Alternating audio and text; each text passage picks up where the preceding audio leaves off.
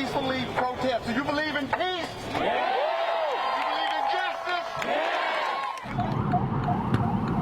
The philanthropic sector has been growing and evolving for quite some time. Historically, donors have not felt the pinch of time to put their dollars to work.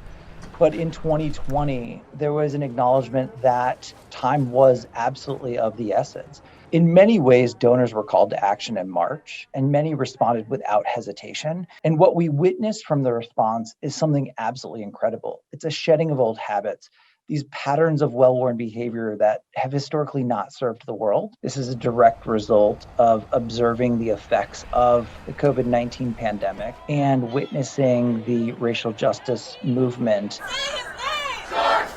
For the first time, perhaps ever, many donors are starting to acknowledge that equity is an important lens that they need to view their work through. The question now is whether philanthropists will continue to carry forward these enlightened practices, particularly when the immediacy of the moment feels less intense. What has happened during the pandemic, especially around homelessness, is that people have seen our interconnectedness. They've all stepped up in a huge way. And so I know we've seen the massive gifts from the Mackenzie Scotts and Jeff Bezos and even Charles Schwab. Flaws in the system have been accentuated by the pandemic. The reckoning and discussions on racial justice have forced, I think, all of us in philanthropy and in government to think about what we can do to make that implicit commitment more explicit.